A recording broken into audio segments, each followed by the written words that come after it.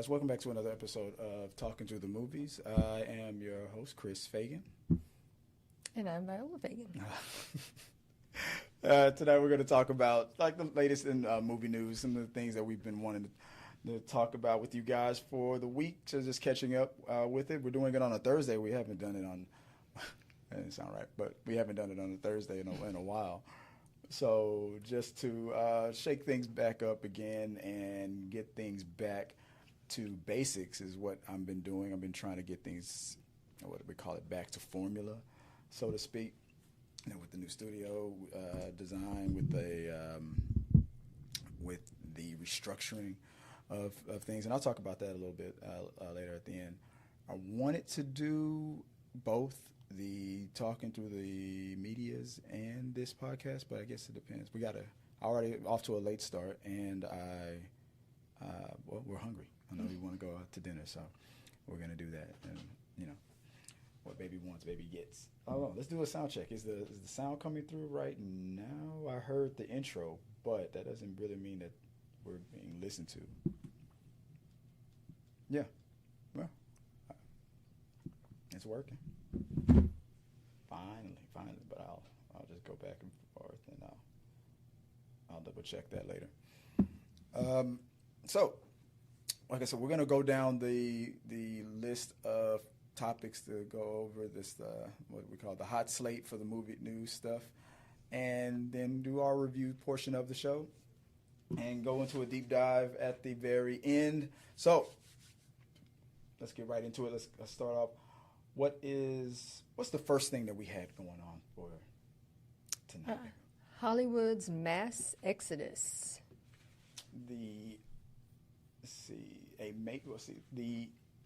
A major variety feature details a catastrophic drop in Los Angeles-based films and TV production, with crews facing historic levels of unemployment as projects flee the state. So, but that's been going on for a while now. I know that it's very expensive to do movies in California because of the taxes and whatnot. Georgia is a place where people go a lot. Houston used to be a big studio place, but I don't know why that fell off, or if they're going to bring that back. I feel like I see a lot in Canada. Canada, yeah. The UK, you're always hearing that we're flying over to Europe and whatnot. So let's see. The Soundstage occupancy in Los Angeles has plummeted to historic lows, with reality TV, scripted drama, and indie features completely drying up locally. Production is aggressively fleeing to international hubs like the UK, Australia, and cost-effective states with massive tax incentives. So Georgia, I know for sure, is one of them. You know, like you said, Canada. But so they know this is happening, but it's like, why won't those states? I guess the states are like, what's in it for us? I'm assuming they're thinking, with all the cost of like shutting streets down and neighborhoods and stuff like that when you want to film on location, is it worth it to do these things here? But then you would think that when tourism maybe comes in, or I don't know, I would assume that it would bring jobs in. I mean, or even if it's temporarily, but I don't know. Hollywood used to be the go-to place to do these recordings in these film productions, but now it's like we can just get a green screen in Canada and just do it there. So I don't know. What was the last little fact that they brought up in? Local crews and small business vendors are facing extreme financial strain, sparking calls for California to completely overhaul its film tax credit system to compete globally. That's not going to happen. Not going to happen anytime soon. All right. The next thing that came up is the Paramount-Warner Bros. Merger is cleared. In a massive industry shakeup, the top DOJ officials have officially cleared the highly controversial merger between Paramount and Warner Bros. Discovery. That's corruption. I just feel like that. I mean, that was too fast. Everybody was like, "Oh no, this is gonna be a slow burn." But then, like 2 or 3 days later, that was fine, which makes no sense because people were like, "Well, what about when Disney bought Fox. Yeah, when Disney bought Fox, there were so many studios. There was Disney, Fox, Paramount-Warner Bros, and all these other ones. But when Disney bought it, now there's one less company, a studio out there. So now there's even fewer. So the argument of you're getting rid of too much of the competition, it's more valid than it was back then, because now there's one less. I mean, I think common sense says they are always looking for that loophole. Well, the loophole is the current administration. All of his friends are or that way around it to appear like, no, we're not creating monopoly. These are all separate businesses. It's not the same. I don't know. I don't buy it. Let's see. What was one of the facts that came up on it? The antitrust division cleared the deal despite strong formal objections from internal staff lawyers who warned of a monopoly. Yeah. It's not only a monopoly. There's another word for monopoly or something like that. It's when there's not enough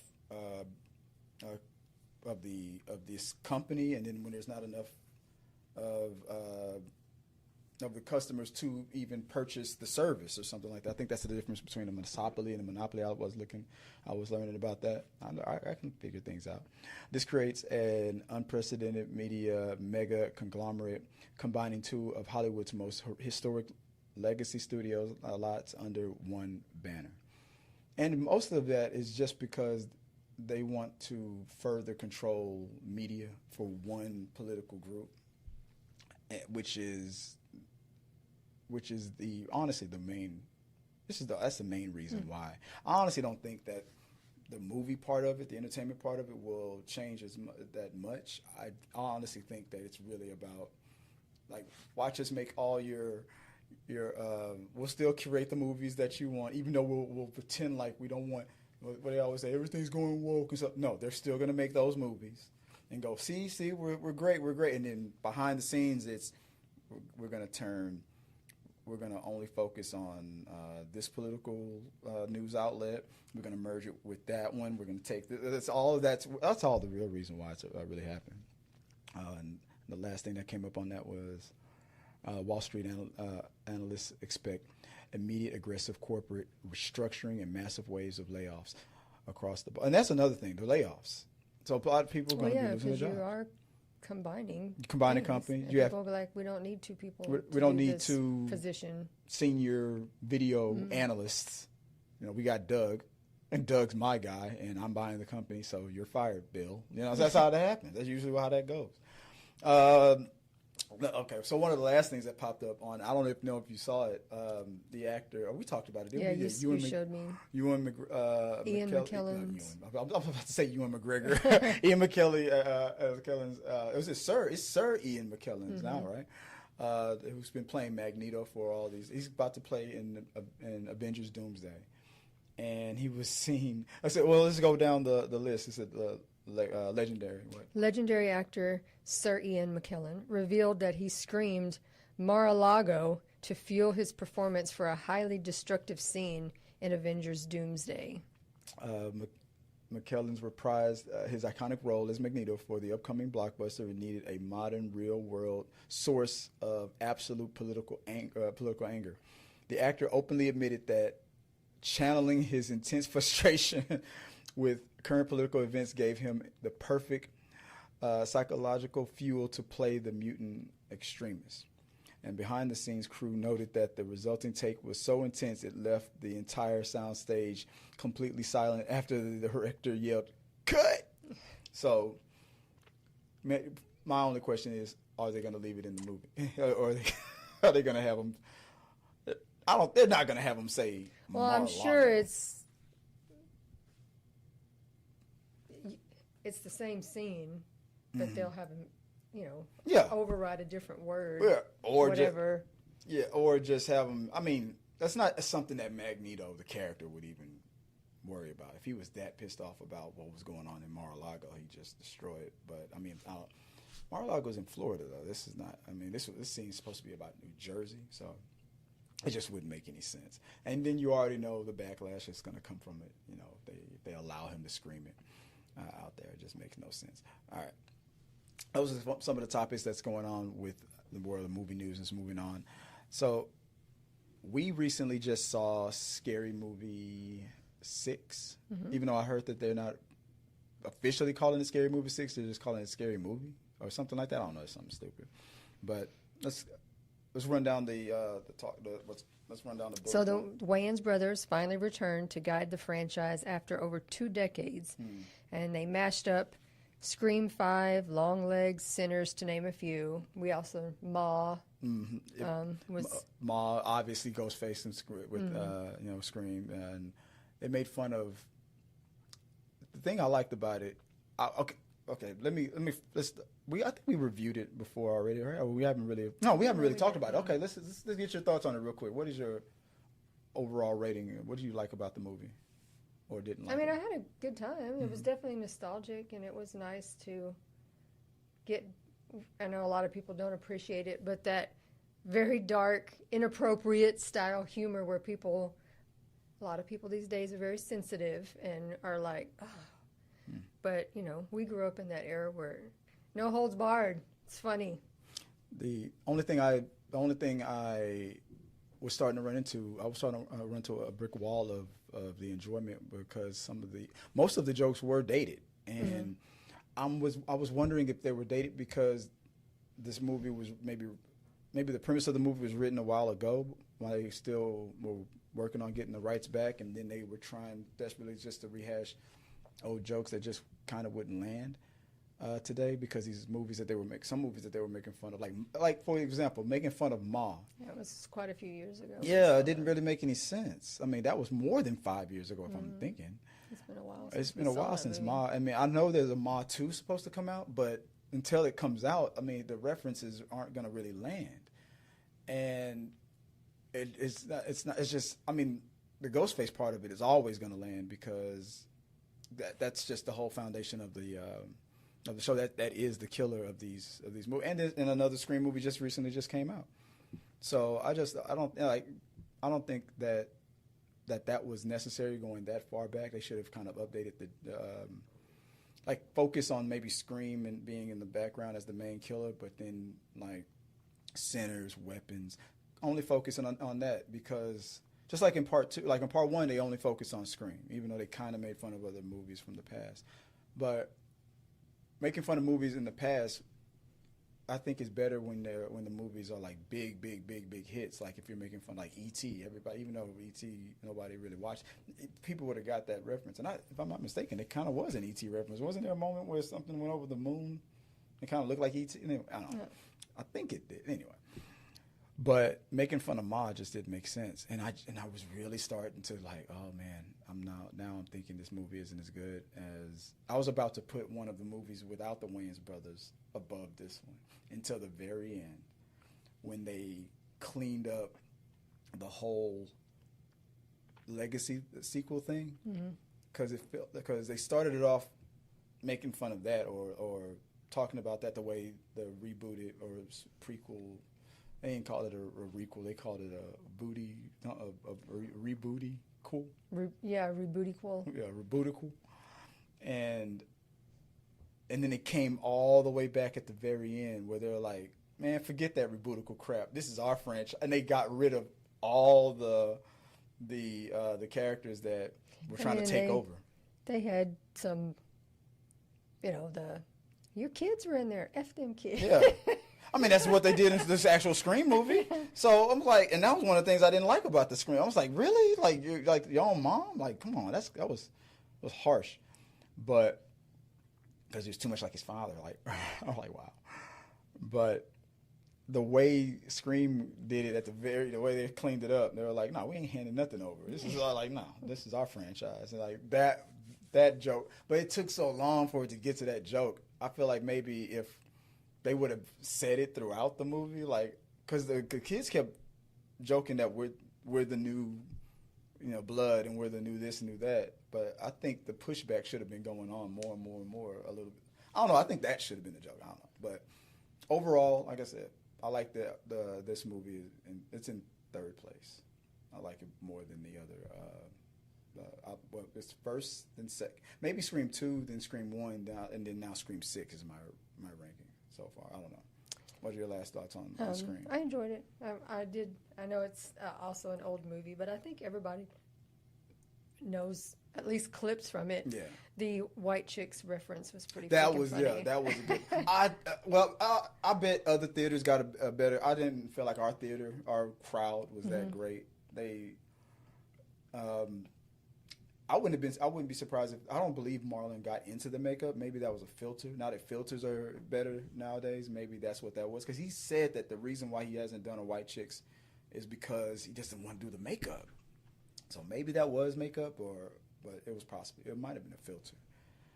But everybody knows when I rate a movie, I always talk about the rewatchability. And part 1, part 2 in my book are very rewatchable. Part 6, I might watch it one more time or go out to, does it check all my boxes to hit the rewatchable? No, it doesn't.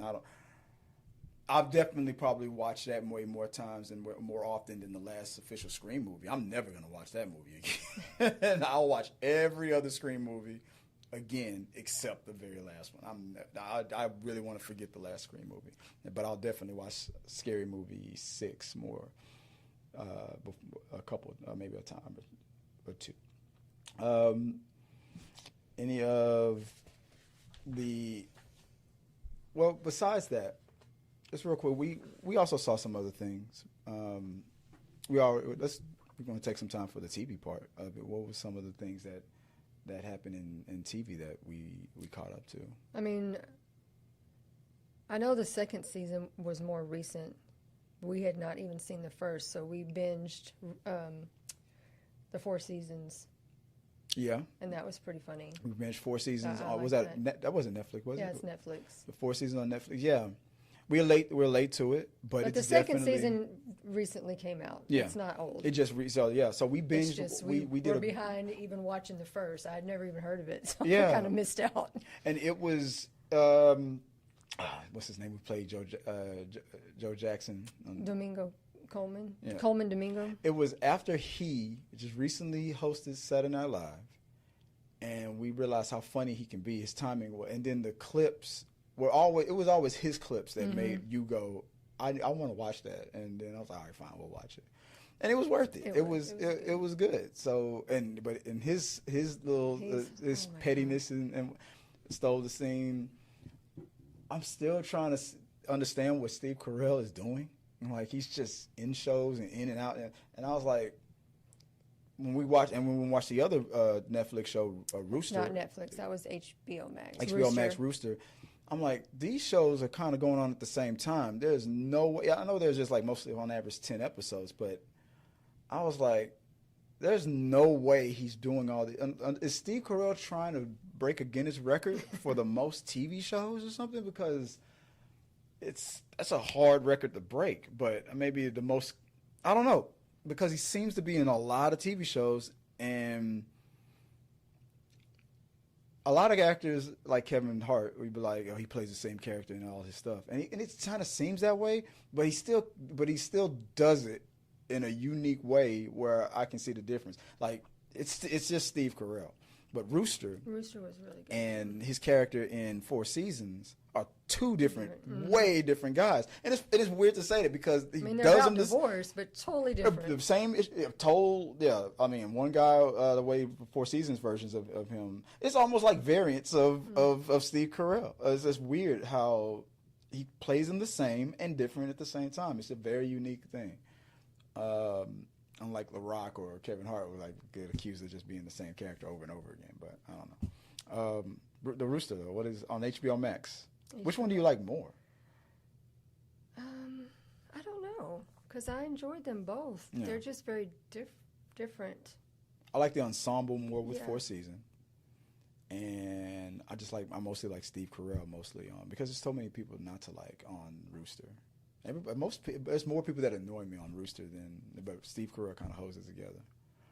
Rooster almost gives me kind of Ted Lasso vibes, but it's more negative stuff going on with the characters It's more realistic than Ted Lasso. Ted Lasso is way too optimistic.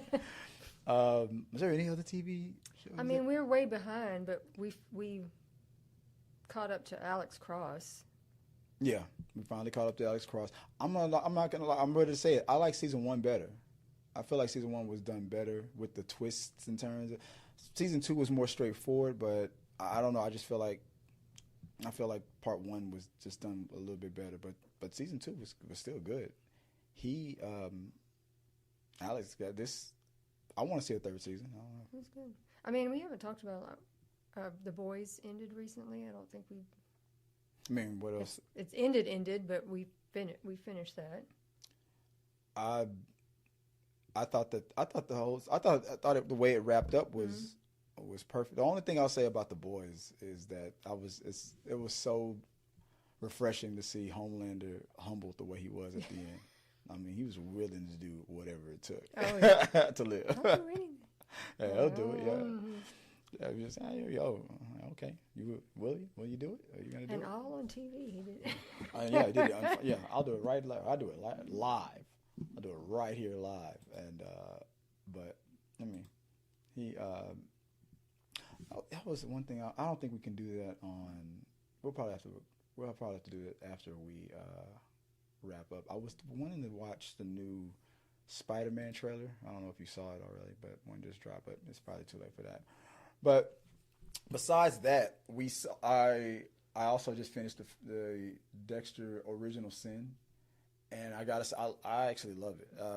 They went back in time after Resurrection. Resurrection wasn't all that great. I still liked it as a Dexter. I liked the villain. I thought the Dexter Resurrection was decent, and it wasn't to the quality of the original series because he wasn't in Florida anymore. He moved around. Then he gets hurt at the end. He's dying, and it looks like he's about to die, and he wants to die. But I guess before he dies, he's like, what they say, life flashes before your eyes, and that's what Dexter Original Sin is. It's him. It's him. His life it starts right from that last season where he's shot and he's dying, and now it's like, no, let's just go back and have his life flash before his eyes. And then the very next thing that's popping up is there's a new new season of Dexter, Resurrection now. Like he's back. Like you know what? Never mind. We're not going back anymore. People seem to want that. But I thought Original Sin was great. I think you would enjoy it because your guy, what's it called? McLovin, not McSteamy, but the other doctor from Grey's Anatomy. McDreamy. Yeah, your guy McDreamy's on there. So I think you like it. But yeah, I love that season. I thought it was well done. I like Christian Slater as the father. I think it fits really good. And the person who plays Dexter, he gets the mannerisms and everything that the original actor does. He's studied very well. Other than that, I don't know. That's just a few reviews that we got off the table. So let us know what are your thoughts on those movies. Share your reviews. What you like out there. Yeah, what you like about the movies. What should we watch? What are we missing out on? Give us some recommendations and your thoughts on like Scary Movie 6. I mean, come on. It was it what I mean, I think it's profitable. I think they made their money back, but like I said, I don't know if I'm alone in it. So on that whole, it was okay until the very end, and it just. I felt like the way it ended should have been like the whole movie premise, but anyway, unless maybe I just wanted to be a surprise. Do a little segue. Oh no, not the segue yet, but set the scene. So the next segment we have is set the scene, where I've been telling a friend of mine that, friend might be too harsh of a word. Coworker, we ain't friends. Somebody at my day job is always quoting, "Don't tell mom the babysitter's dead." And the dishes are done, man. That used to be the quote that everybody would always say. And I would say it all the time. The dishes are done, man. But now it seems to be, no, the one that's living on in infamy is, "I'm right on top of that, Rose." That seems to be the quote. And from day one, that's been the quote. Yeah. So if you don't know the movie, so Christina Applegate's character has to step up and take care of the kids while I think mom and dad are like on a vacation. The babysitter literally dies. There's a dad in. Oh, it's just a mom, single mom. It's mom. Yeah, she's some kind of explorer, expedition type person. They came up with weird ways to try to get rid of. Yeah, they came up with dumb ways to get rid of parents in the 90s and in the 80s. It's just to have kid adventure movies, and then. Christina Applegate, the whole thing is we need money, so we need to get a job, and that's what she does. She gets a job at this fashion place and takes her resume, her age and everything. Yeah, she's 16, but she's pretending to be 18 or 19 or something like that. And she gets this job, and she does pretty good at it. The iconic 1991 corporate panic moment where Sue Crandall, played by Christina Applegate, fakes her way into an executive role and faces her first major test.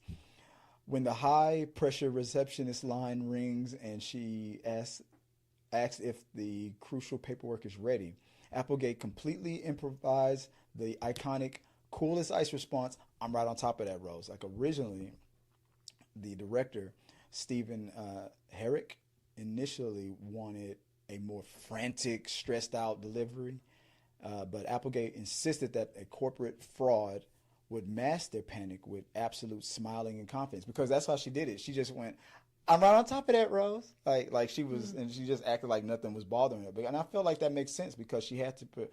But in real life, most people kind of would panic. But her boss, that's what the boss told her. If they ever ask you what's going on, and you don't know, just say, "Right on top of that, Rose." But I'm assuming the director was in his mind was like the line should have been delivered like, I'm like scared, like I'm right on top of it. But maybe Christina Applegate felt like a fraud would. That's true, but a fraud and a narcissist psychopath maybe like I think it worked better her way. Cool, because the entire movie is. But are most 16-year-olds trying to expose her? So she has to fake the funk. But would most 16-year-olds have the? I mean, that's an internal thing. That means to me she's a natural fraud. I don't know. I'm like that's how I break that scene down. She's that good at being manipulative and all that. So, and for Christina Applegate to know that at that age, I was like, that's kind of scary to me. I don't know. The single ad-libbed line initially became the definitive catchphrase of the movie, perfectly capturing the fake it till you make it panic of early 90s workplace culture. But when that movie first came out, the dishes are done, man. But that was the line I think was in the trailer when that movie first came out. That's why that line was at first was the go-to line. But then I'm right on top of that, Rose. Just I don't know, took the lead. I don't know. That movie. I haven't watched it in a while, and I don't think I watched the remake. There's a remake of it. I don't know who did it. It was Disney or something like that. I remember. Well, my kids won't readily watch old movies. This was one that they watched about 1 million times. I'm thinking about getting our kids to watch Weird Science.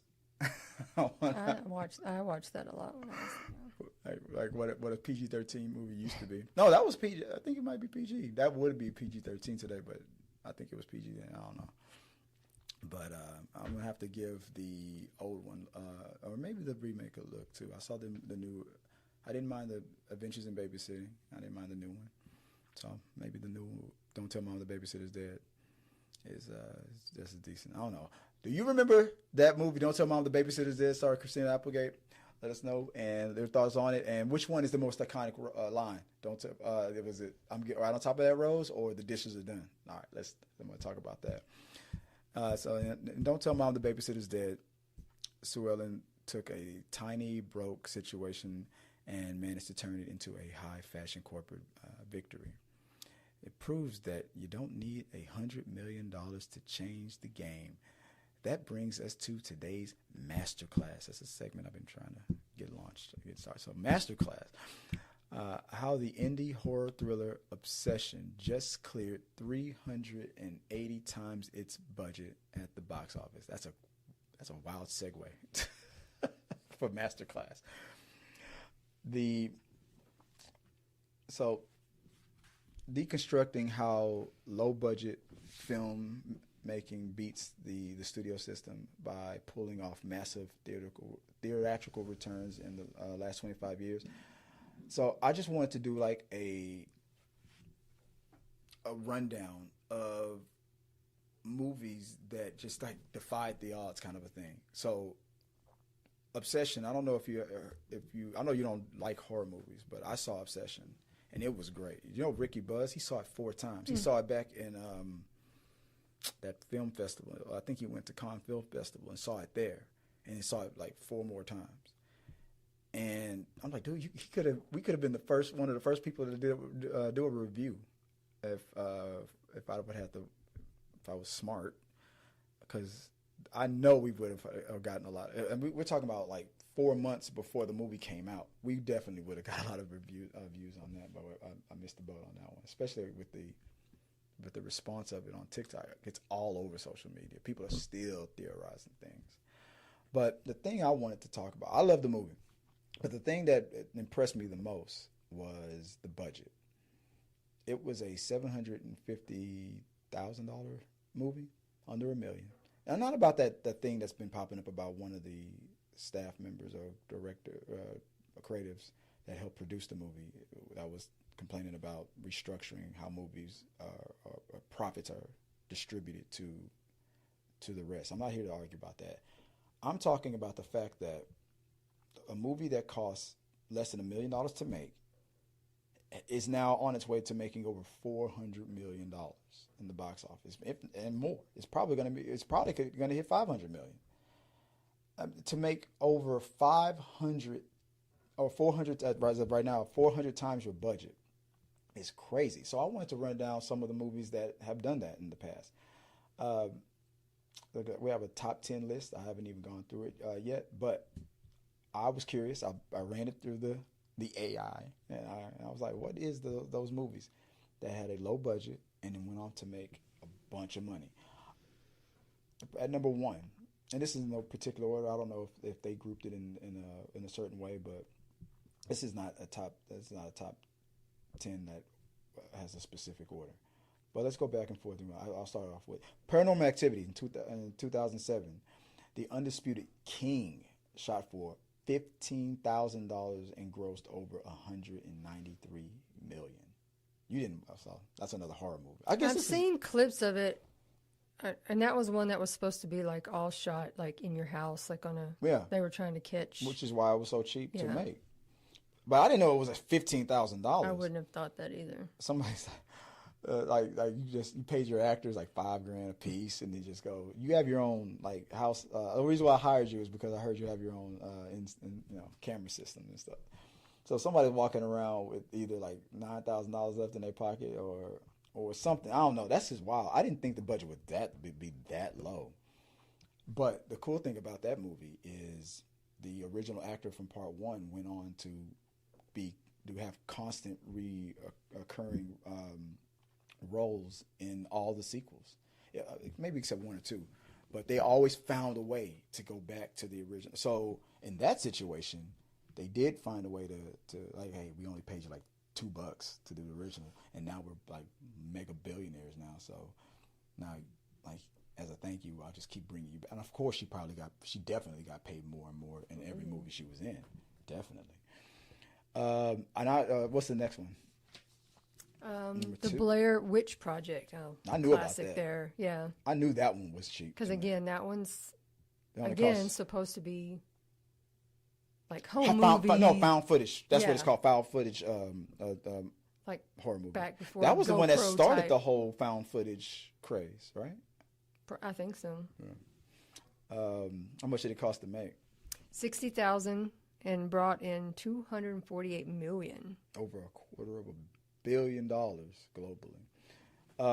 Fun story. I was working at Blockbuster when that movie came out in 1999, and I remember renting that movie out to somebody, and they came back, and he was mad as hell. He was like, "Man, I want my money back, man." Like, what? I was like, "What's wrong with the movie?" He's like, "There's something wrong with the film, man. It keeps like messing up the camera angles." Stuff keeps doing that. Like it looks like it's messed up. And I was like, no. I had to explain the synopsis like to him real quick. I was like, no. It's a new thing, like called like found footage type of thing. That's how the director filmed it on purpose. He was like, and he was looking at me like I was dumb. And I was like, no, like the movie is supposed to be like if these people really went into the woods and got, unalived, and then the cops found the footage, and then they're just showing you what they recorded, and then they put it together, and now that's what you're looking at. And when I probably explained it way better on the spot, but then the guy was like, "Oh, that sounds okay." He snatched it back. He left. He didn't return it. He went back home and he watched it. And I was like, I saved a couple bucks. Like, what was it, $3.95 back then to rent a movie, or something back then, $4.50 back then. I don't know, but yeah, I saved the store. One sale, but that was the little thing. All right, number 3, Insidious. Like I said, it's probably the horror movies where this can happen the most.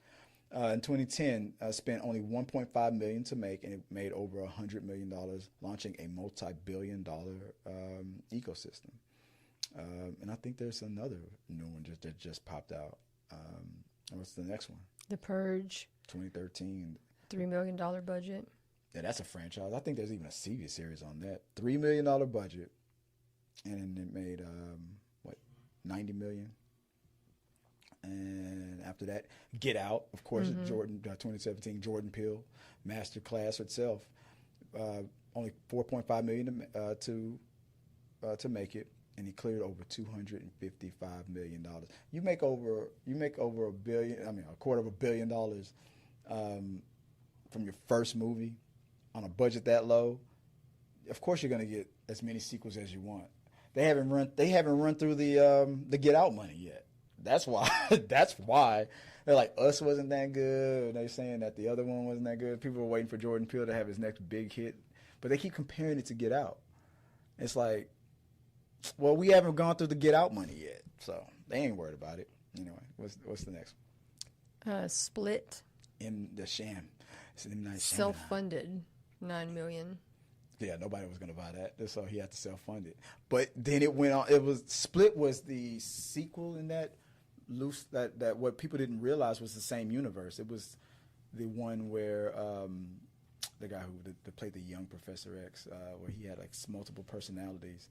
It was a horror movie, but he was like all of his different personalities had like different traits that he could manifest. Like he was trying to prove, like one of his personalities was even trying to prove that split personalities could have, like, for example, if one of his split personalities had a terminal disease, and even though he's healthy as a horse, but if one of his split personalities had a terminal disease, he would go, like, I think that was one of the cases. That was one of his personalities was diabetic. He wasn't diabetic, but one of his personalities was. And then when he went to get his blood drawn as that other person, his blood tested, he had diabetes. But then when he went to another person, he didn't have diabetes. Little things like that. So then it turned out that then at the very end of the movie, it was like, wait, why is Bruce Willis is in this movie? They're playing the same character that he played in Unbreakable. And it's like, oh, it was in the same universe the whole time. And it turned out we saw, I don't know, it was a bunch of connections, but it was a project that M. Night Shyamalan wanted to do. And he knew his movies weren't hitting as much, especially after that Avatar flop. But he self-funding that was smart because that went on to the third installment, which was Glass, where all of those characters finally came together in that third trilogy. But let's see, the next one, what's it? Searching, 2018. It made over 800. It was made for $880,000. It's less than $1 million on a laptop. Oh, I think that's a movie about. I think that's the one where the dad lost his daughter, or. I know it's a horror or it's a psychological thriller. I think I never watched it, and it was only made. I think it just dealt with like pop-up screens. So like all the actors were just on their Zoom thing. So yeah, but it went on to make over $75 million. Okay. So 75 times his budget. All right, number 8. Don't Breathe. In 2016. Don't Breathe. Oh, the blind killer who had It's the main bad guy from the Avatar movies. The guy that got cloned and turned it, and he died in part one. Okay. But that's that actor. He played a blind man who was. I guess they thought these burglars thought that he might have some money in his house. He was easy pickings. That he's blind, so we just go in, break in, and steal his stuff and get out. But they didn't realize this dude had some he had skills, and he messed them up. I love that movie. And then they made a sequel. Did I watch? I think I watched the sequel, but no. If I haven't, I'm going to have to watch the sequel. But Don't Breathe was a crazy movie. Godzilla -1, 2023. I think that was. I had no interest in watching that. $15 million budget. That's and it made over $115 million, and it got an Oscar. Okay. And the last but not least, what we got? Skinamarink. What the hell is Skinamarink? 2022? I mean, it's a song. Skinamarink dinky doo. All right, we're going to get demonetized. Made for $15,000 in a childhood home, grossing 4.9 via viral horror loop. I've never heard of whatever it is. You notice it's crazy though, but they're all horror movies. I wonder if it, because I asked an AI to do this for me. I was like, did he only pick horror movies, or is it just, or is it that throughout history, for movies to make that much more than its budget, only horror has done it? Is that true? Is there not a comedy, or is there not a comedy or anything that was out there that was made for like? I mean, how much money did Ace Ventura? I mean, I would consider it anything less than like $5 million would be considered low budget, I guess, because all these budgets here are under $5 million. No, one was $15 million. So I don't know. I don't even think Godzilla -1 even counts. Yeah, like you had $15 million to put on this, so you knew you was going to get some of your money back, or maybe it was just because it was a risk. I don't know, but there's got to be some like comedies or dramas out there that were probably made. I'm sure. I mean, how much money did I know Clerks made Kevin Smith a millionaire, or got him in. I don't know how much it made though. I have to look it up. So yeah, it seems like it only focused on horror movies, but I guess that's why I'll name it the top 10 horror movies that made over 10 times its budget in the box office. So that was this rundown masterclass. All right, guys, that's the show. Thank you guys for being patient with me on our relaunch of Talking Through the Movies, the channel where we give you movie news and reviews over here, and just get into all the some of the nostalgia stuff and the new stuff that's coming out soon. What we got coming in the theaters now? Supergirl. Are you interested in even seeing that? Yeah, we watched Superman, but have you heard all the controversies that's going on about it? Everybody's, just like what happened with Brie Larson. She says one thing or something in an interview, so now it's like she's woke. She's too ugly to play Supergirl now and all that crap. Like. No, I haven't. Which means the movie's probably gonna make $1 billion now, and then they're gonna be like, "Fake DC, you bought those tickets." Like it's all gonna backfire again. That movie looks like it's gonna be pretty good. We got Spider-Man coming. That's next month. July is gonna be good. So it's summertime. I've seen Michael 4 times, 3 times, and now you haven't even seen it twice. But yeah, might go see it again. Maybe we'll go take Natalie to go see it. All right, what's the movies that you guys are watching this week? Let us know in the box below. And until next time, guys, peace. Have a good one, and thanks for watching. Thanks for listening. Later. Thank you guys for watching our video. I really do appreciate it. Remember, you can support our show by becoming a member or a Patreon. So click the subscribe button. Don't forget to ring the bell for notifications so you'll never miss out on when we go live or post new content. Let's stay connected, grow this community together. Like, subscribe, comment, and let's keep talking.